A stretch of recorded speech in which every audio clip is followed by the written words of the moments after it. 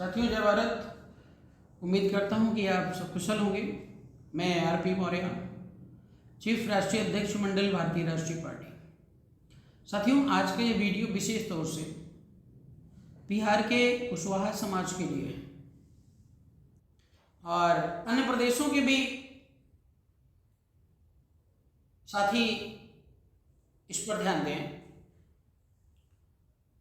कहते हैं ना, जिसकी लाठी उसकी भैंस, हमने कहावत सुनी होगी। और जो सत्ता में एक बार आता है, अभी तक आज़ादी के 75 सालों में जिस जिस व्यक्ति ने या जिस जिस नेता ने या जिस जिस पार्टी ने सत्ता में रह करके काम किया है,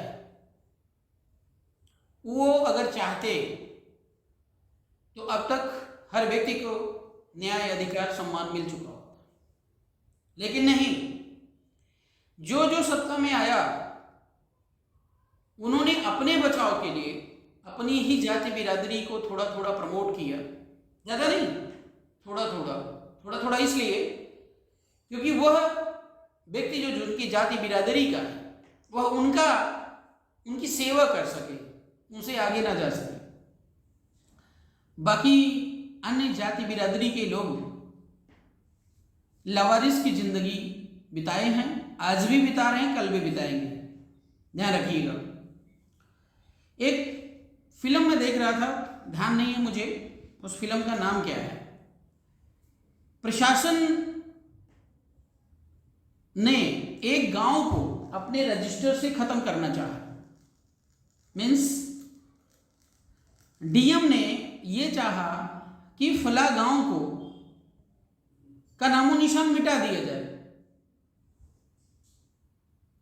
तो उसने क्या किया, अपने रिकॉर्ड से जितने भी पॉइंट थे उस गांव से संबंधित, उन सबको मिटा दिया गया। और जो उस गांव का एरिया था, उस गांव के एरिया पर आदेश हो गया बहुत बड़ा प्लांट लगने का, या किसी प्राइवेट कंपनी को दे दिया गया।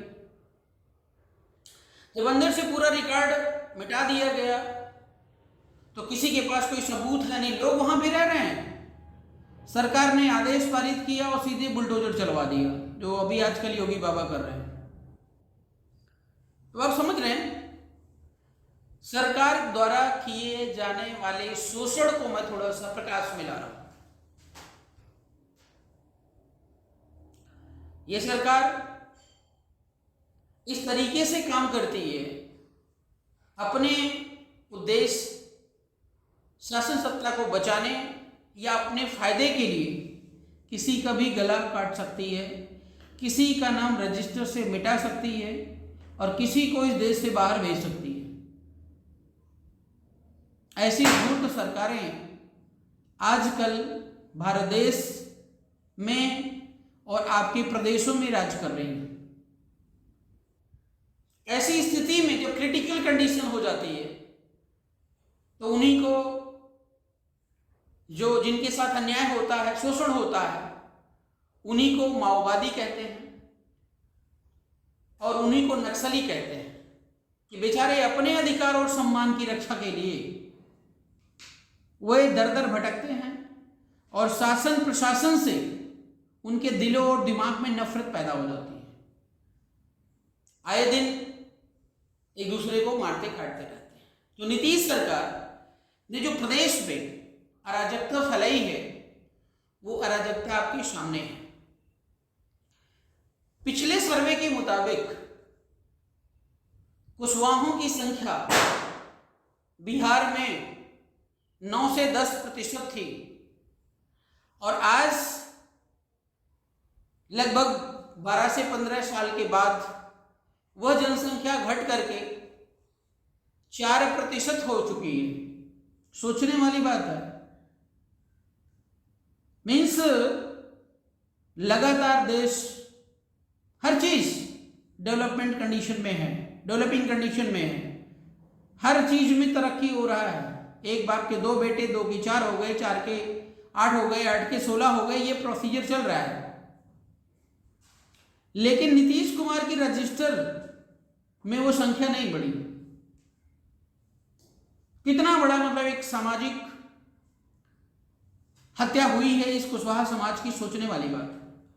मानसिक रूप से आपको राजनीति से बेदखल किया जा रहा है।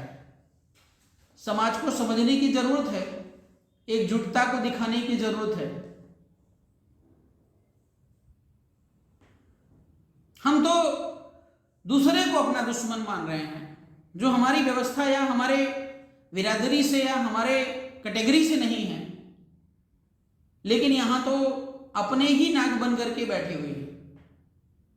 जिनसे हम थोड़ी उम्मीद लगाए हैं वही पीछे से हमारा गला काट रहे हैं। सोचने वाली बात है। एक फिल्म में वो भी कहते हैं, कौन था वो, अजय देवगन कहता मुझे अपनों ने लूटा और वो में कहां दम था, और मेरी किश्ती भी वही डूबी जहां पानी कम था। ये नीतीश कुमार का चरित्र चित्रण है जो उन्होंने अभी नागनाथ वाली कंडीशन में अपने आप को दर्शाया है। ऐसे में समाज को पूरी तरह अलर्ट, सावधान रहने की जरूरत है, एकजुटता दिखाने की जरूरत है। आप जितना आंदोलन प्रदर्शन हो सकता है नीतीश के खिलाफ वो शुरू कर दीजिए।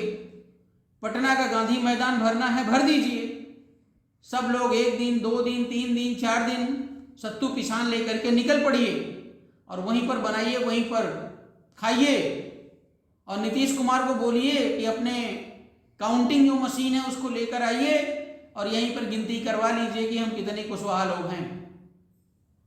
अगर ऐसा नहीं हुआ तो आने वाले दिनों में आपका अस्तित्व मिट जाएगा। और समाज में छोटे मोटे नेता बहुत घूम रहे हैं। वे इन दलालों का मतलब आप समझ रहे हैं। बीजेपी में भी बहुत दलाल घूम रहे होंगे जो कहते हैं मैं सम्राट हूं, मैं सम्राट का वंशज हूं, लेकिन वहां पे जाके वो नौकरी करते, तलवे चाटते हैं, मिलता उनको कुछ नहीं है। और बहुत सारे लोग ऐसे बना के बैठे हैं तीतर की तरह, जो सिर्फ उनका इस्तेमाल किया जाता है।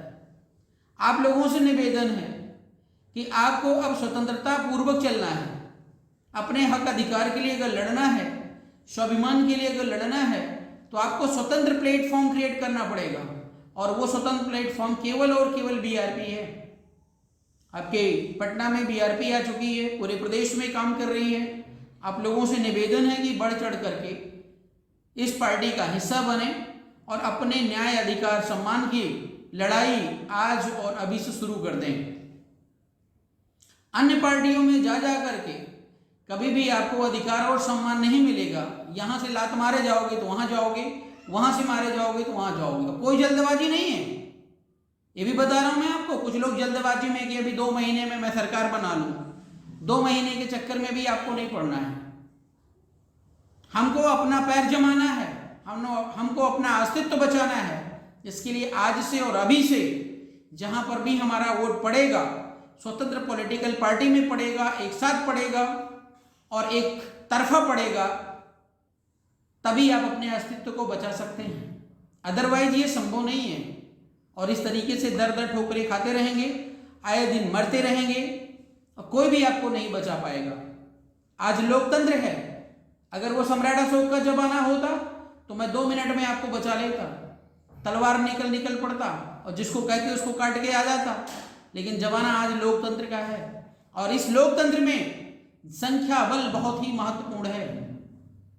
जितने ज्यादा से ज्यादा लोग एक साथ एक प्लेटफॉर्म पर खड़े होंगे, उतनी ही जल्दी आपको अधिकार और सम्मान मिलना शुरू हो जाएगा। और मैं दावे के साथ कह रहा हूं, बीआरपी के अलावा कोई भी व्यक्ति, कोई भी पॉलिटिकल पार्टी या कोई भी नेता यह क्षमता नहीं रखता है कि वो आपका हक और अधिकार, स्वाभिमान फिर से दिला सके।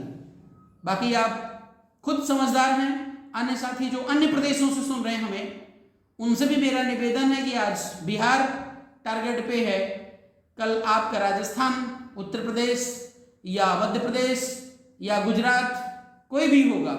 इसलिए जहां कहीं पर भी आप हैं, अपनी एकजुटता को बरकरार रखिए।